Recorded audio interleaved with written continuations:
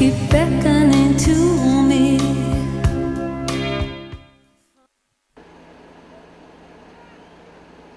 They don't know what it's like. It's really like. What it's really like. Where he later succumbed to his injuries. Face real ghetto pain. To face real ghetto pressure. To face real ghetto pain. To face real ghetto pressure. One Jamaica, picture perfect. In the other, listening to the headlines quickly leaves one battle weary. The statistics simply relay the figures. Yet only real human voices echo the true story of urban violence in Jamaica. I am from the community of Trenchtown.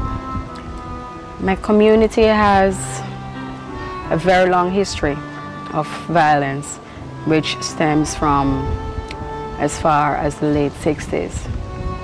And this violence was mostly based on politics, but leading up to present times, it's now tribal, or what you would call gang warfare. Whatever violence or any kind of incident that happens in here will affect me personally, because it's people that I know who have grown up with. And it is always disturbing when it happens, because it's you don't feel like it's not you. Olympic Gardens community, yes, we did have an history. We did, and why I say did, because we have come a long way.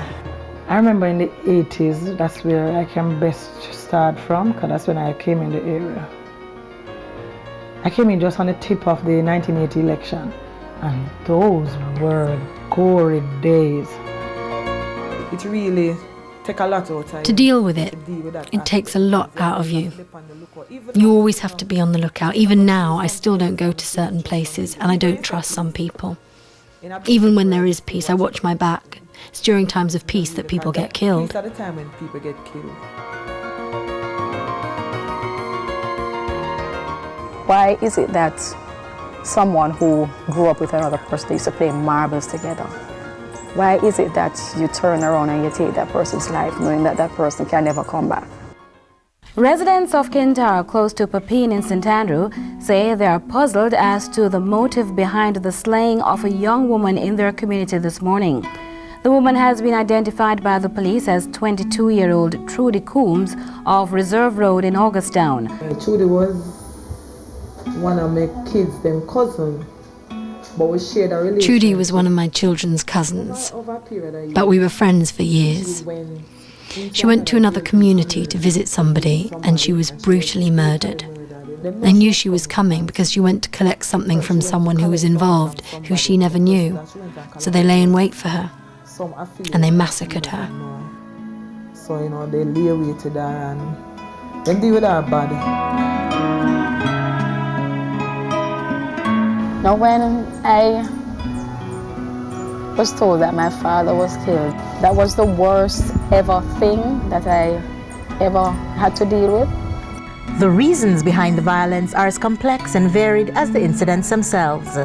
Politics, power, greed, addiction, revenge. The perpetrators are often men. The facilitators and accessories, sadly, often their female companions. Yes, women do contribute in their own way, indirectly, to the sustenance of violence. Yes, they don't have to touch the actual thing or be the person who apply the force or the attack. But you know about it, you're aware of it's happening. It's planning, it's implementation, or the follow-up period. Yeah, women do know, and some of them play parts in all kind of various ways. I strongly think so, yeah. And in the same breath, we have the power to make the changes. So why take on the challenge? What prompts a woman touched by tragedy to take a stand to work for a different outcome? I can't forget what happened. I can't forget what happened. It's still pain. And it still hurts. But I've been to a lot of the transformation persons. But I think the transformation social workers, more than anybody else, were the people who changed my whole outlook. Change the whole outlook. It's hard when you live in a community where you see people you know killing each other. And it's not as if it happens out of your sight. It is happening in front of you. You know who the perpetrator is. You know who the person is who died is someone who you might have grown up with. And that's the hardest part. Yes, those who have been there say that in the process of peace, it is often the woman who is charged with the special role of making a change. The women in flankers are really the powerhouses of the community. Our mediation association, we have 121 persons who were trained, and I think about 80 out of that are women. I find that they want the best for the community. They want the best for their boys. For Trenchtown and the other communities, whenever you go there and you go and ask for someone, the most likely person they send it to is a woman. The most likely, because she would be the person who is making the changes or is taking that first step to make a change. From tragedy comes strength, and from experience, wisdom. I try to be there for the community. Sometimes I think I don't owe it to the community because of what it has dished out to me. But at the end of the day, I think one small group of people don't make this community. And if they're the bad ones, well, you know, too bad for them. There's a great big world out there beyond Kingston 11, beyond Bayfam Villa, beyond. There's a great big beyond. And in it, people are doing things. People are interacting, people are building, thinking, drafting, dreaming.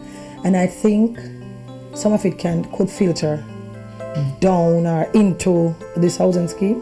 And all the areas I would really love to. If there is not continuous work with the people involved, especially the men who are the ones who are firing the guns, we can look at having the same bloodbath occurring over and over and over again.